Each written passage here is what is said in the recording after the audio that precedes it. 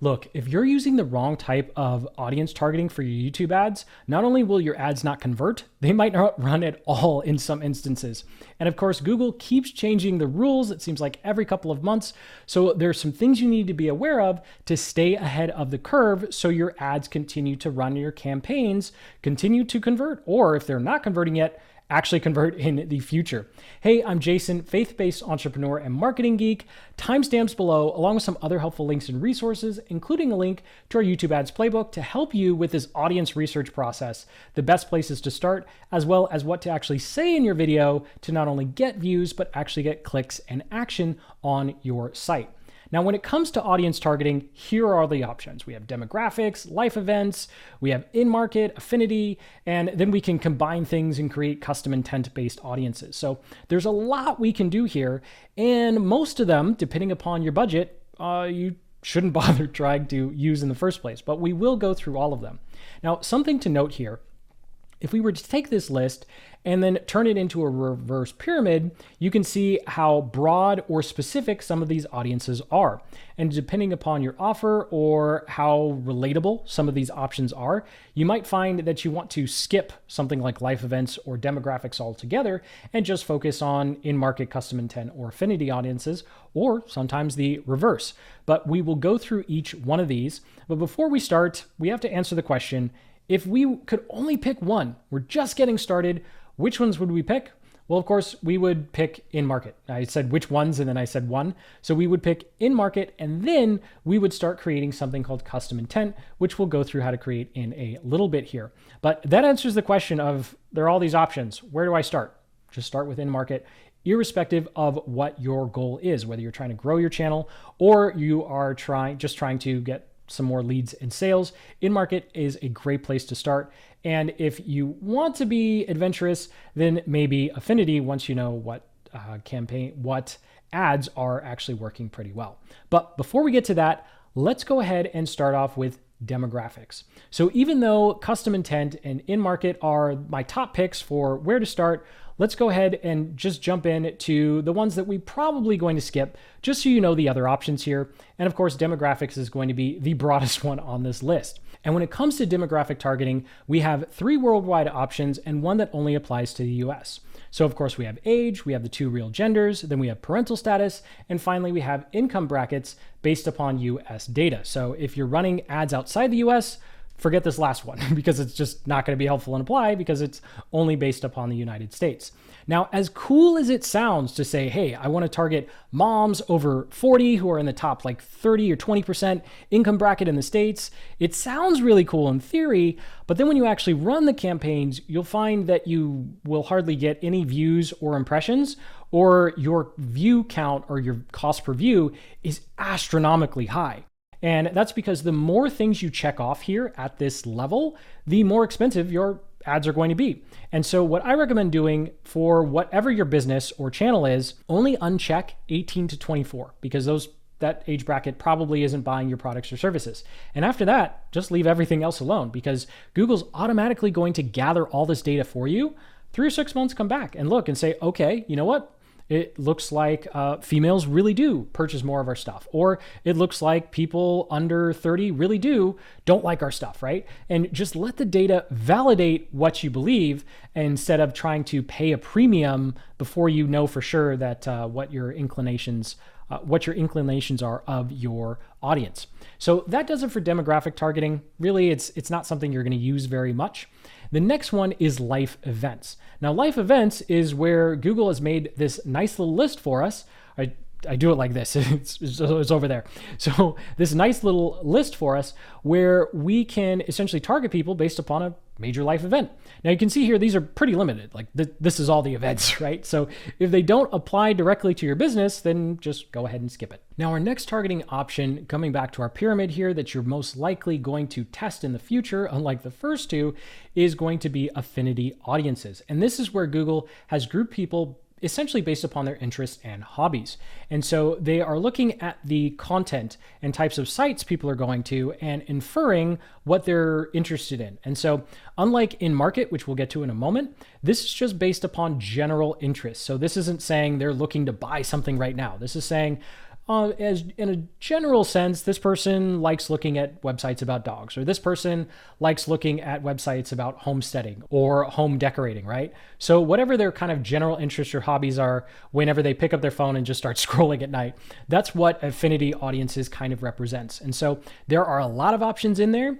And if you decide to go ahead and test these, you just want to make sure that you are being very specific. So if you're looking at an affinity audience, you're saying, well, they might be interested, then the answer is no, don't use that affinity. But if you're looking and you say, well, I sell dog treats and these are dog lovers, perfect, let's go. Like that's how clear and concise affinity audience should be. Just like our next one, in market, which is of course my favorite place to start. Now, in market is essentially Google saying, hey, these people are not only interested in this topic, they're actively looking to buy. How does Google know? I don't know. That's why they make billions of dollars, because they know and the rest of us don't. But for now, we could just take advantage of the fact that they've figured out who is looking to spend money. They're ready to whip out their credit card, which means it's time to show them our product or service because presumably we're a good fit for whatever they are looking for. And of course, here's another scroll of all of the options you have available to you. Again, you want to be very specific with these. So if you're looking at one, you're like, well, maybe that fits, then just don't bother using it. Use one of the other targeting options or use custom intent. But before we get to those, one more, I'm just teasing custom intent because it's the coolest thing ever when it comes to targeting. But we have to get through these other ones too, is combined audiences. So let's say we wanted to target parents who recently moved or starting a business and they're in the market for minivan, truck, or SUV, right? So as you can see here, we could layer those together so we only target people who match every single one of those criteria. And so there's a lot you could do here with combined, and it's kind of a good and a bad thing. The good thing in, let's be super specific. We know exactly who we want to target.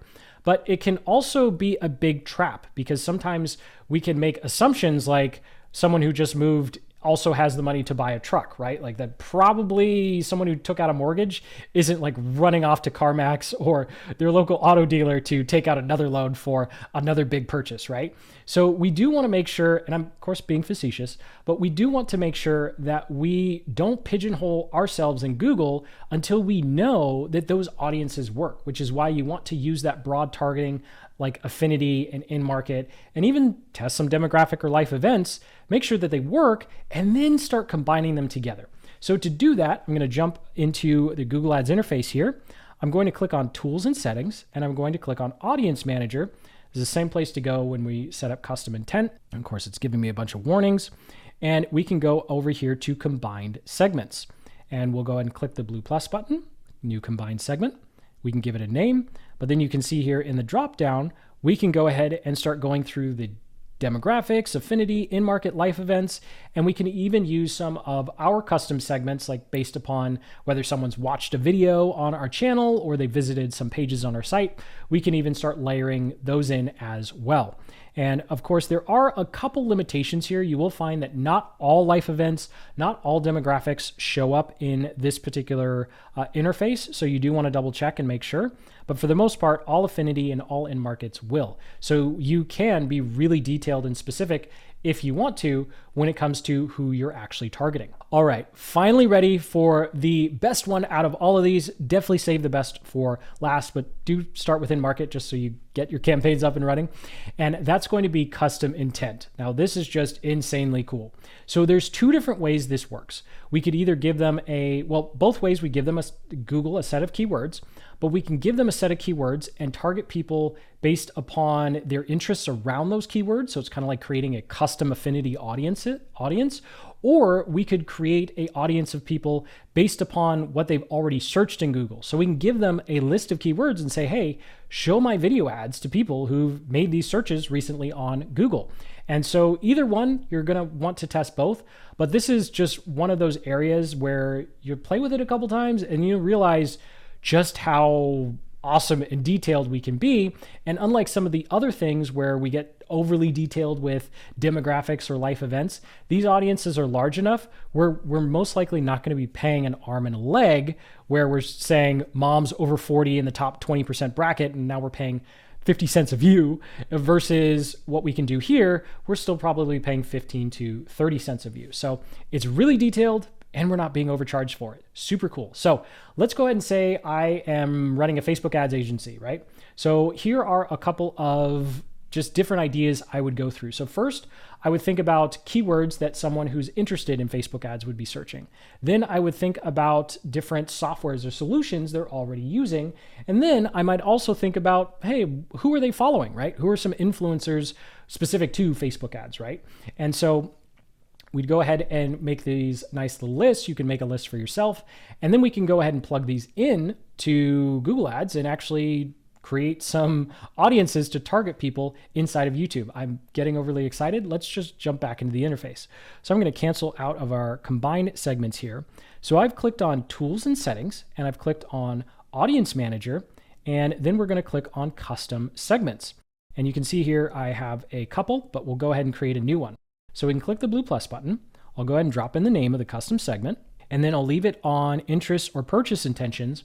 But if we're going back over to the Google Ads playbook example here, if I was putting in the list of keywords, then I would go ahead and click on people who searched, right? So I'll go ahead and drop in my list of landing page softwares. And presumably now I'm targeting at least marketers or business owners who are using software that other Facebook advertisers use. Now, this is a little broad, right? Because I don't know if this person's working for a marketing company and they're using these page softwares, or it's the actual business owner, which is why, of course, I'd have to test. But hey, maybe if I'm doing a Facebook ads course, then that would apply to marketers who want to improve their skills, and it would apply to business owners who want results from their Facebook ads.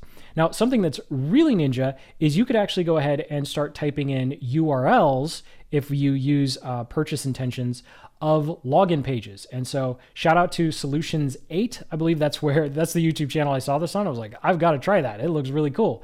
And so essentially what you can do is, let's say we go to unbalanced lead pages at Expresso.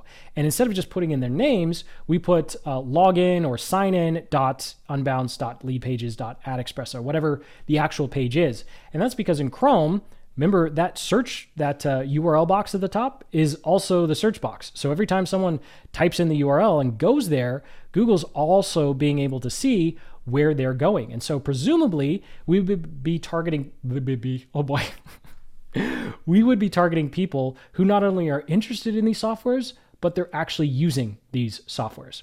And so that's something that's really cool that we've tested a couple times and seen some pretty awesome results with. And so that's custom segments or custom intent, and they call it custom segment in here. And this is the type of audience targeting you really want to start playing with after you have some in-market or affinity campaigns under your belt. And with that, you're all set with all the different audience targeting options you have available to you inside of the Google Ads interface for your YouTube ads campaign. Make sure you download that YouTube ads playbook linked up in the description to help you with your research. Of course, stay organized, as well as a simple 90-second script you can use to make sure people not only watch your video, but they actually click and take action. So hit that like button, subscribe for more marketing guides just like this one, and until the next, keep building the business you love.